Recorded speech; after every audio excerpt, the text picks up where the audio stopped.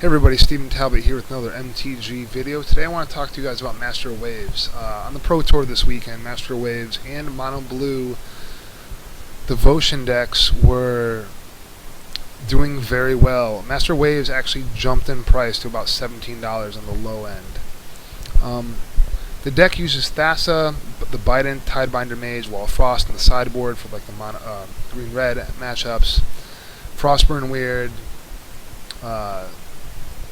Judge's Familiar. It basically uses a lot of permanent based effects, or permanent based. I'm sorry, the deck is permanent based. It uses things that are on the battlefield all the time.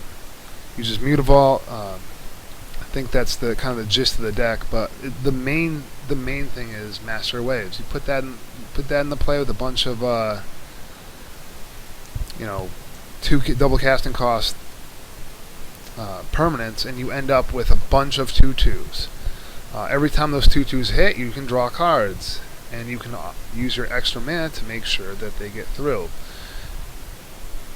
The deck itself is, I think, extremely strong, except for the fact that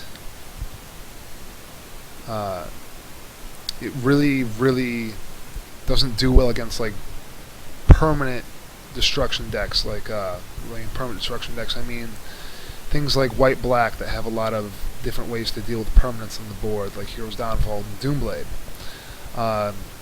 Black, red, white has Dreadbore, has Doomblade, has Anger of the Gods, sometimes Mizian Mortars, Flames of the Firebrand, things that can remove permanents from the battlefield. The decks that do that are much better positioned against this deck. So you may see for this next coming week, you may see an influx of Mono Blue. As you can see, people have been buying them, just by people who bought this card are basically building the deck. The next thing you want to think about is if next week you're going to play this deck, what deck beats this deck? Maybe black-white beats it, that mid-range deck. Does control beat that? So are you going to play this deck, what seems to be a strong deck next week? Are you going to play the deck that beats this deck? Or are you going to go next level and play the deck that beats the deck that beats Mono Blue? That's kind of how the metagame is. The people who can foresee that are going to do very well. But it has to be a deck that beats the deck that beats this Mono Blue, but also has a 50% matchup against, or better against Mono Blue.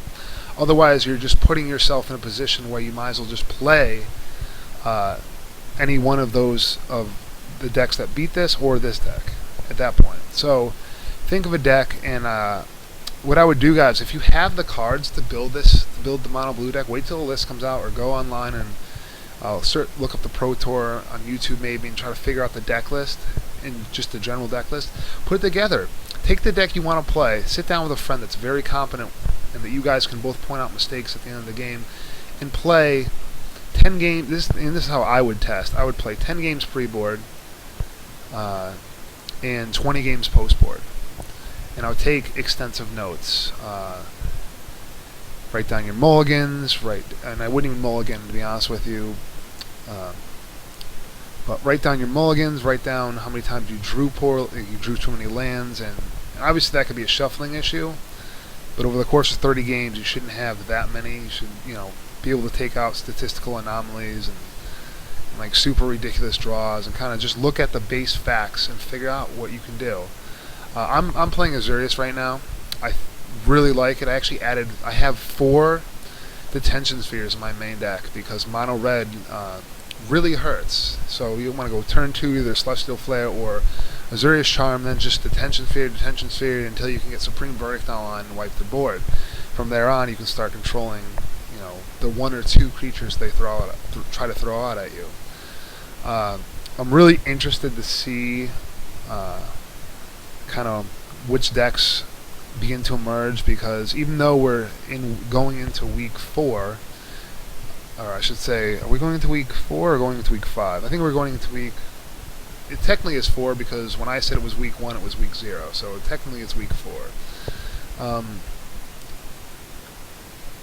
The format's still brand new. As new decks like this come out, all the other decks that are already defined archetypes are going to shift, which is going to make certain matchups better or worse. So you should start to see in the next 2 weeks, because a new deck, even though it's a brand new format, a new deck has emerged. The whole format now is to take into account that this deck is there, and this is actually a good deck. So I'm interested to see what happens. There's a lot of mid-range decks that come out, or decks with a lot of creature removal. This may not be so good. But Hero's Downfall is great because it does the good things against control and creatures.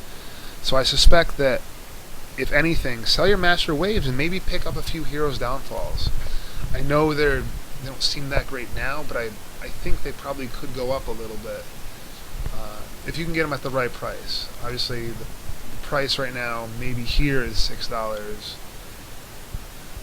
So yeah, they're already at $8.